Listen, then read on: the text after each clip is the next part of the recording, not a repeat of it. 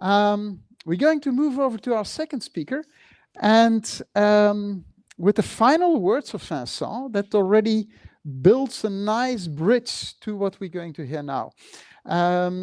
I just checked it. Karel Demeesters, our next speaker, is a former student of mine. He studied marketing at Vlerik Business School.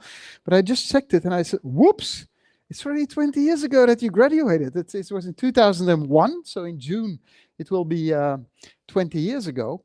And in those days, if you studied marketing, I mean, your obvious career was, I want to work in fast movers. Coca-Cola, Procter & Gamble, Danone, Unilever. In the case of Karel, he started at Danone, then it became Coca-Cola, and then you're a brand manager. But then the world started changing. And within Coca-Cola, gradually assumed an international function being the digital lead, exploring what digital can mean for a fast-moving consumer brand. And then at some point you think, well, I want to go out and explore the world. So for a short period of time, he worked as a self-employed consultant, but he joined Jan Callebaut to found Callebaut Collective. And just right now, I mean, 2 weeks ago, they launched their first book together, which is called Act Human. And the message is very simple. In the technological world, well, the human relations are very important. And therefore, we have to act human. And Karel is going to link that to what it means to an omnichannel environment where we blend physical, digital, and where we hopefully are going to build a lot of digital human relationships. Now I'm saying it wrong. Karel, introduce us to Act Human. Thank you, Gino. Great introduction. I think a great summary of the presentation already. So thanks for that. That will save a bit of time for me as well. Thank you, everyone, back home. Still weird to present for an empty room. Also, thank you, RetailDetail, for hosting us. So yes, as Gino said, my story, the title says Human Encounters of the Phygital Kind. A bit more about that later. But what I want to do with this story is kind of provide answers why and how it is so important these days to focus on human relationships and activate those human relations to provide answers to the challenges we all face today in the omnichannel, phygital retail world. All right, about myself, I think I can go very quickly. So, as Gino said, I'm one of the co-founders and the managing partner of Callebaut Collective. We are a collective of about 30 experts with complementary expertise and are helping companies to reorientate their business in and make them future-proof within those challenges. And personally, I'm mainly focusing on helping customers on with their omnichannel go-to-market strategies. I've seen on the list that a couple of the customers are in the room, so that makes me really happy. Like Brussels Airport Company or BD My Shoppy, hello. Also, of course, hello to everyone. Now, my expertise has been grown over the years at Danone. It could be summarized like a customer journey. We will talk about customer journeys a bit later on. But from my experience, it was first about how do I convince the brains of the customer, which I learned at Danone. You know, they're very rational, marketing-driven companies. They really are about 8 out of 10 people feel better when they drink Actimel, for example. Then I moved to really those that are about conquering the hearts of the customer, Coca-Cola. So there I learned about how do we do that? How do we make emotional relationships with the customer? And I had a passion for technology and digital and quickly discovered how powerful digital channels could be. So as a head of digital at Western Europe, I started experimenting with platforms like Facebook or Netlog at the time from a local perspective. And then finally, maybe the most interesting part of my career was about leading a new team at the commercial part of the Coke system, which is Coca-Cola European Partners. So as a digital sales and marketing director, I had the privilege to lead the digital transformation from a commercial perspective, which was all about how can we collaborate with retailers on their digital journey and use e-commerce as a profitable, interesting platform for their business, or innovate together with retailers, including startups like HelloFresh or Takeaway.com, etc. And it is this at this time that I started to have this hunger to be entrepreneurial. Working with those startups has intrigued me, and I wanted at my 40s, midlife crisis, do something different. So I left Coca-Cola to start my own business, and then 2-3 years ago, founding Calabout Collective, as we are convinced you cannot do it on yourself. I started alone, as Gino said, but you cannot be an expert in everything, of course. So you need to find complementary expertises around you to build relationships. Human encounters of the Phygital Kind. Maybe for those science fiction fans, they made already the link with the famous movie Close Encounters of the Third Kind by Steven Spielberg from 1977, which happens to be my birth year. They made a remaster of it a couple of years ago, but it was one of the first movies to, one of the first science fiction production movies with big budgets, I would say, but also one of the first movies where extraterrestrials, aliens, were not presented as blood-sucking monsters, for example. They were presented as human-caring creatures. So that was quite disruptive at times of science fiction. Now they talk about the third kind of encounters. Well, I think we can take the parallel here. You know, the first kind of human encounters was back at the days when we only had traditional retail.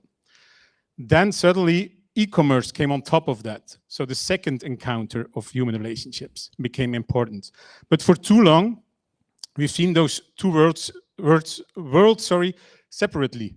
And we had people, high-tech trained people working on the online environment, and at the same time, I had those responsible for bricks and mortar that were fighting to keep their business being relevant.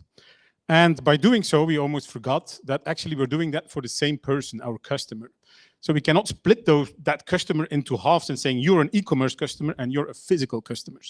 No, in the times of phygital retail, these worlds become intertwined. For too long, technology has been a driver and objective as such to also be online and be part of the game.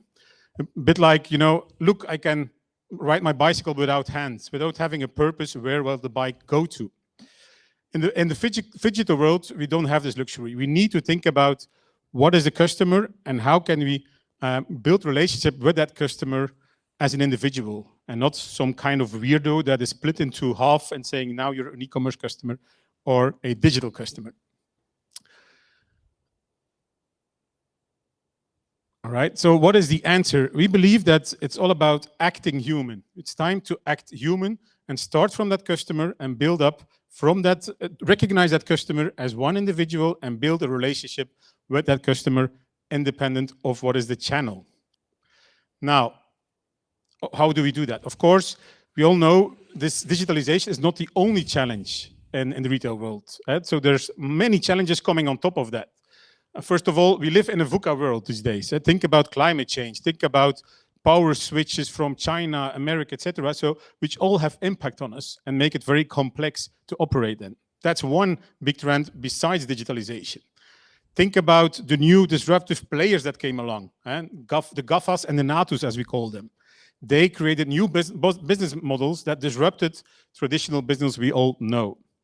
And because of that, also the customer expected more and more and more. And mainly to give them back their scarce resource being time. Give me back some time or give me an unforgettable experience. And all these trends and all these movements, of course, make it really hard for retailers to operate. But of course, it's no surprise then that this creates chaos around us and errors. We see a lot of companies not knowing where to start, how to operate in this complex environment. So we call them the errors, but one thing is for sure, we cannot continue doing what we have been doing for so long. Broadcasting very pushy commercials or gravy promotions and saying now we are cheaper, we have the best promotion, etc. That doesn't work anymore. The customer doesn't expect it anymore. For the customer, for too long, sales and marketing has become a dirty word even. And I see it all around us. And I can believe you, it will be the same thing for you guys. If you talk about sales, if you talk about marketing, easily you hear words like manipulation, for example. So we cannot continue doing what we've been doing for so long, or it will end up in the famous 404 error, page not found. It doesn't work anymore. So just an example on the perception of sales and marketing. If the clicker wants to work, because I seem to have lost. It works. Yeah, I need to direct to the computer there, which is logic. So yes, it was this one. So for example, when I told my neighbor, which happens to be the widow of Professor Etienne Vermeers, by coincidence, a man who was known to have an answer on everything. And I was telling her this summer, we were in the street walking with the dog, and I saw my neighbor. I was telling her, you know, I'm writing a book with some colleagues about sales and marketing. She promptly answered me, you know, marketing, she gave me this definition. It's the art of manipulating human weaknesses to make people buy things they do not need. Wow, this was like coming to me, and I understand where it comes from. For too long, we think we can just sell them anything. So we believe we need a different approach and go back to the essentials, the basis of sales and marketing, which is all about activating human relationships. We don't sell products or services. We offer people a state of mind. After all, people don't buy products, they buy better versions of themselves. And this is the time, this is the moment, right? In times where people crave for human contacts, physical contacts, well, there it's the best starting point ever to really focus on those human relationships. COVID-19, we call it error 2020, which comes on top of all the other errors, creates even more chaos. So we need to go back to the base and focus on relationships. And we believe that there are the answers, there we can find the answers to the chaos today. And by focusing on the relationship, we will be able to answer questions like, what digital channels do I really need to focus on? Do I need to change my business model? How can I have an impact on those big trends like climate change and at the same time make my business profitable?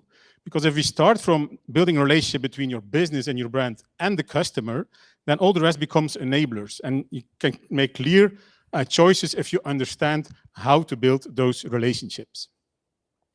So that's the second part of my presentation, right? First, why is it so important to focus on those relationships? Now, secondly, how do we do that?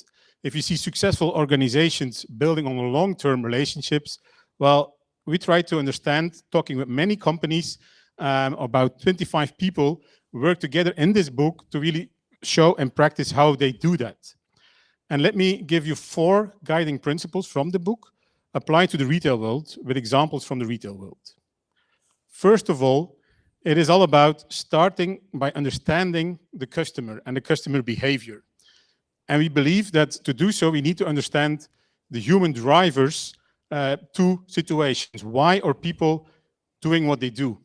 And we identify, it's pretty simple, it's a pretty simple model, which is pretty old, it exists for over 30 years. Jan Kallebout, my colleague, was one of the pioneers. He created the Sensidia model back at the times, but we still think it's so relevant to start from this idea and understand what are the basic human drivers that that define the human behavior. First question is, are the people in this specific situation or for this specific products or goods, are they looking for control? Like, for example, they are scared of getting sick in COVID times, or are they really looking for hope and really want to get the max out of it and looking for vitality, for example? So we're looking for control, or is it for hope? The second question is, how do these people, these customers, relate to the specific situation? Are they looking for a me moment, more like I want to feel good about myself, it's a me moment, or is it more about belonging to a group as a driver, as a motivation? So the we experience, which becomes very important. So 4 key drivers which can be applied to retail. Let's do an exercise. For example, if we compare the online world with the physical worlds, we do see different drivers that apply. And it's important if we start from that one individual to understand what drivers are relevant at what channel and how do we activate those relationships at that moment.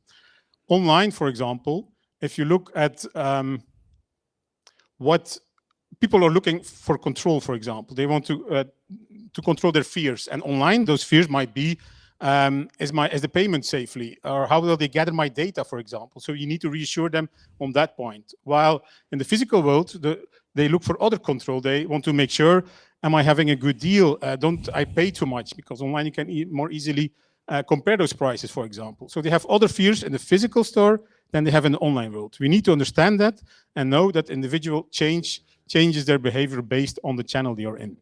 On the other side, it might be that the customer is looking for hope. And for example, if they buy online, that might be about, I'm looking for an experience that makes it very easy for me to have my products or discover new products, of course. While if it's at the physical store, they want to feel, taste, and much more it's about gaining new experiences in that physical store. So it's another driver again, depending on the channel you're in. And you need to understand the same person, you offer them choice. It's about offering them choice, but knowing it's the same person that depending on the channel, we need to give answers to their desires. And also, logically, in most cases, if it's online, it's more about the me experience. I'm comfortable in my coach, and I want to have a good experience discovering a good deal, new products, etc. While in-store, it becomes about meeting people. And I think, Sonia, I've read that in your interview very nicely, that the baby's corner, the physical store becomes a meeting point of young mothers, understanding how they can raise their child, for example. So I think that's a really nice example that you need to understand the role of each channel here. So the question is, are you ready for post-COVID time? Because it will be more important than ever to do the exercise now and to understand what is your role of the channel. Why would people go back to the stores once they're fully open and can experience them to the max? We raised the same question on why would people go back to the office. Well, ask yourself the same question. Why will people come back to your stores? And more extremely than ever, we need to understand which human driver we need to activate at what channel, therefore. And now is the moment to build credits with your customers, to build loyalty. And once they can use these credits to come to your stores, they will do so and become loyal to your channel and to your stores, of course. So really important to stay relevant, to do the exercise now and understand why would people go back to your stores. Secondly, so first, along this idea of thinking about the human drivers as a starting point, is a second principle is thinking about the service dominant logic. It's about moving from goods logic to how can we really apply more services and become a service company. Let me show you some examples, because the first step of service logic is providing extra services to people. Think about IKEA that buys Rabbit, yes, which helps people with handyman to install your furniture, for example. So they make it much easier to buy the IKEA furniture, and they make it easier for them to install this furniture. That's the first kind of service you add on top of your product, of course. It's also what Coolblue is doing. They really focus on adding extra service. They don't sell a computer, they sell you the experience around the computer, make it easy for you to use it. If you have questions, you can go there. If it breaks down, you can easily repair it, for example. Some companies go one step further and they look at new business models. And there you know pretty famous business models like as a service. It's famous from IT as a service, food as a service. HelloFresh is not selling food, they're selling convenience, inspiration to make your meal with your family. We see an example, one of our customers, Valkenier, and I really like this example because this is not a multinational, it's a local car dealer that realized that people are no longer looking for a car, but they're looking more and more for mobility. And so they provide mobility as a service, provide car sharing solutions, for example, by working together with a lot of partners. And a final example, also known, it was in the RetailDetail, I think in December, H&M providing fashion as a service. You want to go out to a party, you can rent that dress that you really want. It's not about, I want a dress. It is about looking good and getting compliments of your peers at that moment. So it's another state of mind that you're selling to those people if you think this way. And the good news is we more and more talk about sustainability and the triple bottom line, which is so important these days. So it's not about profit only. It's also how can I have an impact on people and the planet? And by thinking service logic, automatically, you're also doing good things for the environment. If you don't sell cars, but you sell mobility, then you make sure that the cars will be very endurable, Same thing for clothes. If you rent clothes, then your KPI is not anymore selling as much clothes as possible, but is about convincing people to look good and to rent your clothes, so you make sure they're very endurable. So that's a good thing. That's a positive consequence of service logic, I would say. Thirdly, third principle is about the customer journey. So yes, building human relationships, starting from those human drivers, you cannot do that at one moment at a time. You should consider it as a travel journey. And you should think about what is the mindset of your customer at that moment in the customer journey. And is the customer looking for an emotional relationship? Why would I love this brand, for example, or this product or this service? Or is it more at that moment looking for confirmation that the product works well, for example, so more rational relationship? Or it could be, no, why would I buy the brand now? Why is it at this moment the best price? But of course, the ultimate goal for every one of us is to build long relationships and to become part of the life of our customers. So why would I stay with your brand? So we need to think about the different mindsets, starting from the human drivers. We need to think, what is the driver at that time in the journey? And for many years, we've been hearing that the customer journey needs to be seamless, it needs to be frictionless, it even needs to be invisible. And of course, that's true. With players like Amazon, people expect to very easily to buy your products. But when we talk about human activation, we add a layer to that, and it's all about how can I connect and create meaningful experiences, unmissable experiences, and build those relationships based on what the human behind the customer really wants. So we go looking, and throughout this customer journey, we look for constant options, possibilities to activate that relationship. For example, it's not about, does my customer receive a track and trace code when ordering a product? That's one thing, but maybe that's a perfect occasion to provide answers in that email and give some tips how to live healthier if it's about food supplements, for example. So the customer journey becomes a travel journey. And by doing so also, it makes it easier to apply the role of digital. For example, Brussels Airport Company asked us, can you bring structure in our digital channels? Well, we changed the question to how can we make the Brussels Airport, how can we make sure it's a destination as such? And the customer journey became a travel journey. How can you make sure Brussels Airport is a destination, just like any other destination on the travel board when you go to the airport? And we draw that customer journey, thinking about the drivers. Are you a business traveler, or are you someone wanting to enjoy some good time with your family? Of course, you have different drivers throughout that journey. And suddenly, by doing that exercise, it becomes clear that certain digital channels you don't need anymore. Others become more relevant, and you also know what content to apply on what channel. So the customer journey becomes a travel journey, becomes a human activation journey. Now, what we do see is that digital native vertical brands have an advantage. So for new companies, it's somehow digital native companies, it's easier to apply this because they often have a direct relationship with the end customer from the start. So digital native vertical brands, just to understand, they are born online, digital native, but they also control the whole process, often from fabrics to the end customer.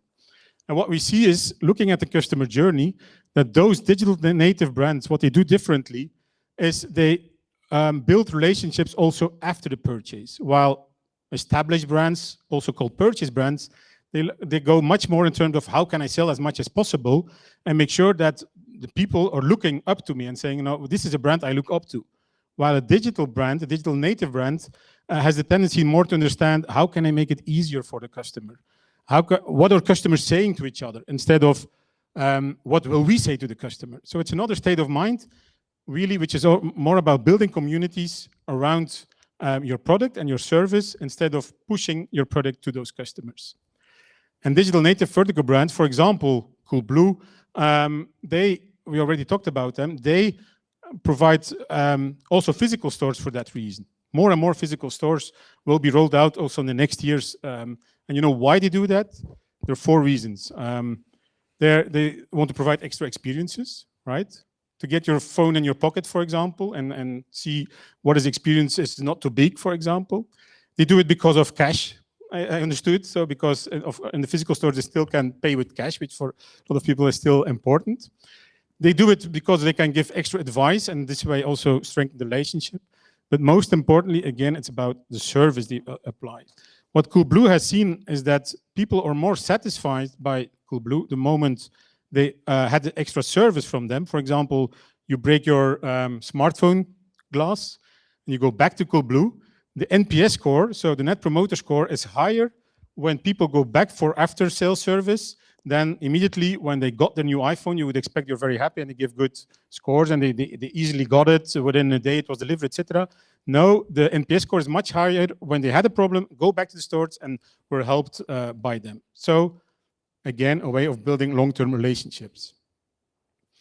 And they go further, right, to get control, grip over that customer journey and activate those customer journeys. 5 years ago, they started with their own transport to make sure it was done in a perfect way. And why not going further? Why not using this last mile occasion to build relationships even further? Why not, for example, with the festive season, make the vans look like the Coca-Cola Christmas truck and the courier like the Santa, and they deliver your groceries? Wouldn't that be great? So the last mile, and yes, they go further, of course. Coolblue also thinking about the triple bottom line again. More and more you see these bikes thinking about sustainability.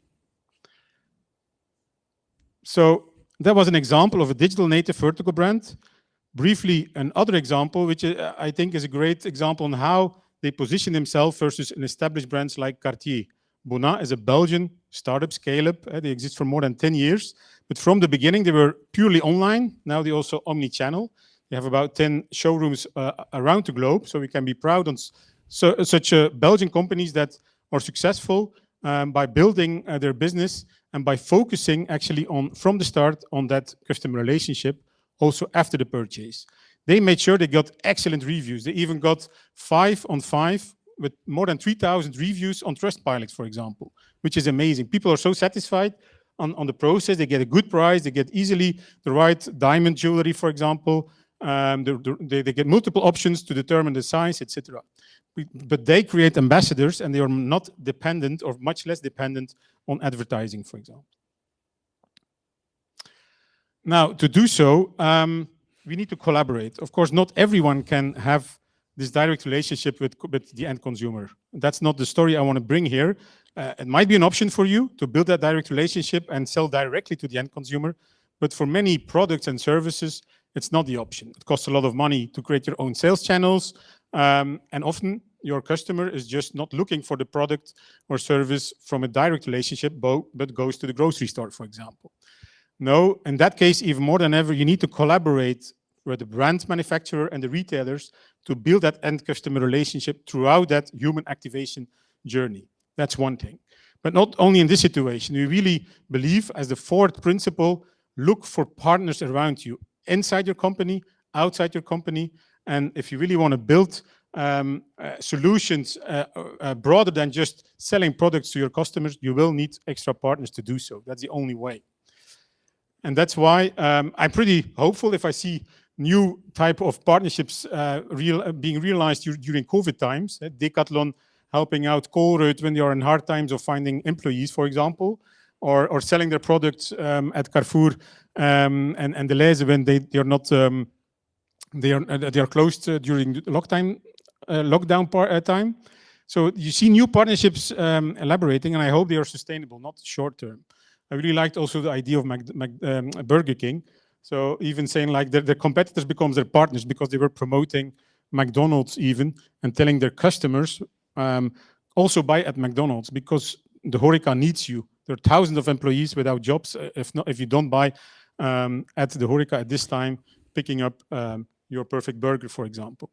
So that's really an human way of thinking, right? So just you think not like competitors, but you think on a way how to build your relationship with your customer, even if that promotes your competitor.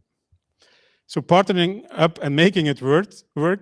In order to do so, we kind of believe we need to upgrade the sales and marketing manager to the human, to become human activators.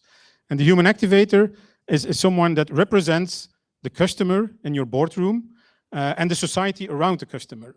The human activator is an instigator to build relationships and to coordinate the customer journey, making sure it is a seamless process and we activate the relationship along this customer journey. So we become a coordinator of this customer journey.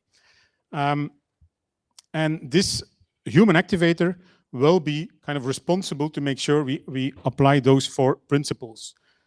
Knowing who your customer is and really what they want at your sales channel at that moment. Offer them the choice, is it online or is it at the physical stores? Consider them as one human being and start from the human drivers. Think service logic and automatically also think triple bottom line. Have an impact on the 3 Ps.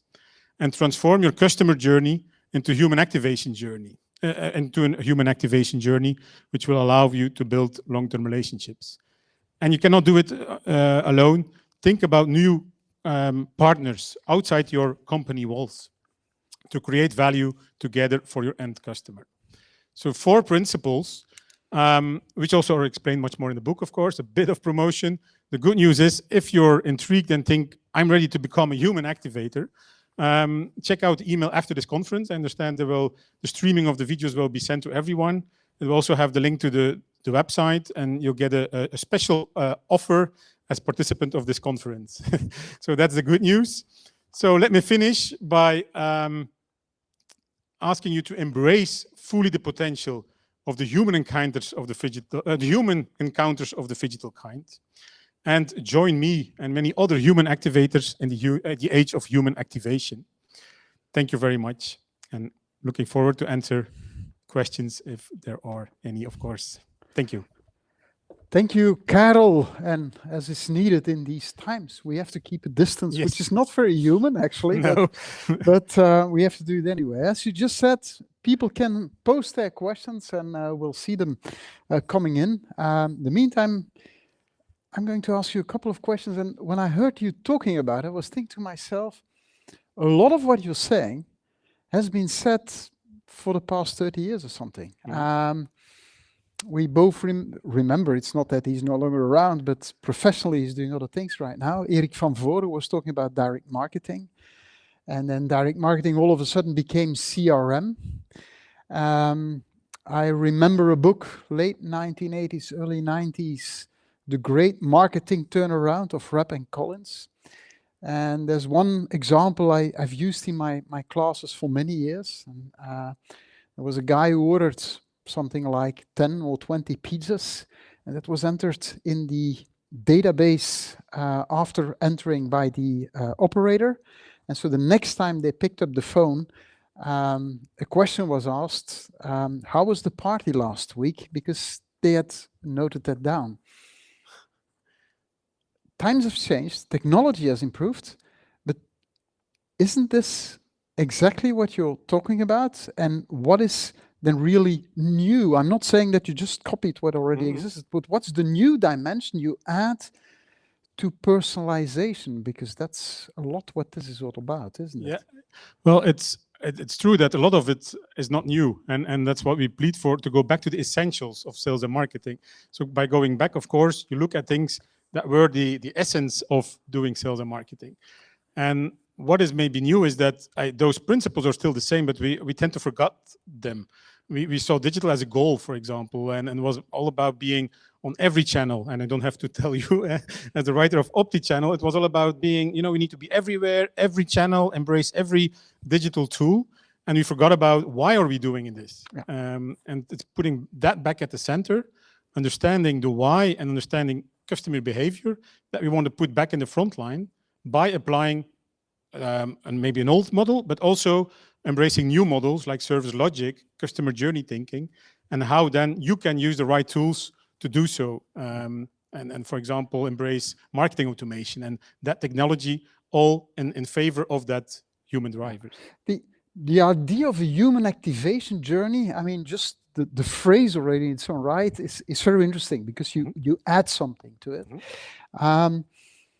And again, when I listen to some of the examples you're giving, some of them, I ask myself, to what extent do they act human? The service logic, I have a printer, and it can reorder its ink. that's very seamless, but that's also bloody expensive. So, hey, and then that same company, when I buy my own cartridges, which happen to be a little bit cheaper from a company which I think acts fairly human, they constantly update the software so that the copycat cartridges kind of block in the, I'm not going to name the brand, those who know what brand it is. Can you imagine? The service logic in its own right is good for your bottom line, but it's not always human. It's just a it is a relationship, but I wouldn't call it by definition very human. Well, yeah, it depends if that's what the customer is looking for, of course. If it's really about, I'm ready to pay something extra, if for me that motivation is make it as easily as possible. I don't need to think about it anymore, and it goes automatically, fine. I think there's nothing wrong with that. You offer that choice to the customer, but be aware that not everyone is willing to pay that extra and maybe prefers to have some kind of human context there, and instead having people helping you around that. Yeah. One of the examples you've given, we all know, and I think a lot of us love it, except for our last speaker, Gert, who will also like Coolblue, of course, but maybe just with a little bit less enthusiasm than your average consumer. And there I really see that what they're trying to do is that act human thing. However, what I understand is that they struggle a lot with their price positioning. And they had an excellent 2020, because demand was higher than the supply. So there was a little bit less price competition on anything which was home office related. For me, that's a challenge. To what extent is a consumer willing to pay for the human relationship? And I stress the word human. And maybe later today I can ask the same question to Sonia, because she's also, she's the living case of your theory. Absolutely. Maybe you should include her case in your presentation. I talked about her, yes, absolutely. But to what extent is price an important element in there? Well, I think it's an important element. Of course, it's a difficult question to answer on, because I think it's not necessarily because human relationships needs to be expensive. Of course, it can be by automating stuff and adding services at the same price. It can be, but it can also be, just like little things, picking up the phone, having that focus, that mindset on, what does Gino want in this situation? I've read that message, and I will pick up my phone and have a contact with Gino explaining why this is important or how can I help you. So I think it's difficult for each company needs to think about their business models, of course. But I think in the long run, like Coolblue as well, if they really build that ecosystem, they will add extra services starting from that one human being, and maybe one service will be less profitable than the other ones, but the whole ecosystem in the end probably will be profitable. Yeah. That's what you see with Amazon as well. For example, they build more and more services, and maybe they don't earn money on this service, but they might earn money on the other one, which compensates. Yeah. By the way, Coolblue just published its figures of last year. The EBITDA almost tripled. Okay. But 2020 was a very exceptional year, of course. And I remember about this time of year last year, I was standing on a skiing slope and I got called by a journalist of the VRT saying, Coolblue is stopping all marketing efforts because of Corona. Why is that? And it was a clear vision. Demand is going to boost, so let's no longer waste money on marketing, but let's harvest what we've done in the past. I think, if I can just elaborate, I think that's really interesting, because if you have sustainable relationships, you can afford that, to really cut down marketing budget for a certain time. That's what we've seen at Bona, for example, as well, the diamond jewelry player. They also say like, oh, luxury goods online, COVID times, they will, we will close our business because people won't sell jewelry.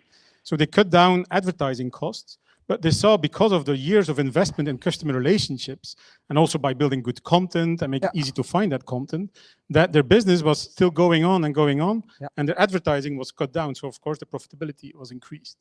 And you can allow that in that situation, because you have such a sustainable business and relationship business, then you can allow to do so. And of course, afterwards you need to invest again to recruit new customers, etc.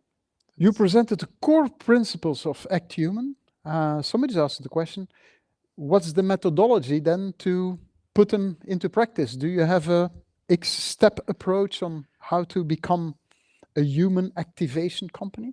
Well, yeah, I think I showed one slide with the circles. You know, you have those different trends around us from a context perspective, the VUCA world.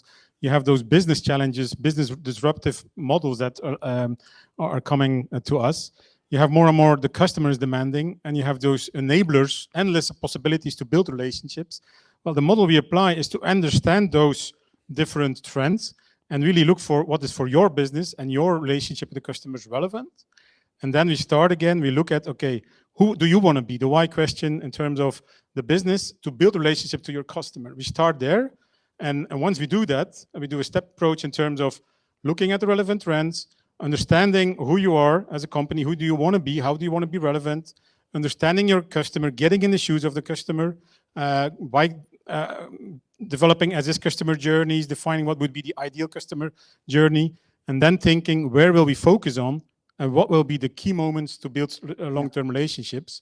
Brainstorm about what would be these solutions to focus on, the channels to focus on, prioritize those in terms of business impact, complexity, and you have your plan. You have like maybe 10 projects for the coming 3 years to focus on. Yeah, and that's all in your book, I guess. The basis. You can, of course, contact us as well for further advice. That's the answer I had expected, of course, that's for sure. The next question, the same stream of thought. What Gunther says is, if you do this, how will your brand become unique? How do you make sure you're not just like all the others? Because if everybody starts doing the same thing again, yeah, then where's the uniqueness to that? Sure. Well, I think it's about choosing how will you help your customer, first of all. If you focus on one type of customers and how you can help them with one type of solution, then of course that's already one area. And then secondly, because maybe too long we've heard about customer centricity, you should do everything for the customer. But in a relationship, it needs to come from two sides, right? It's two people. Yeah. And we consider brands like being persons in terms of relationship. So you also need to think about who am I as an identity?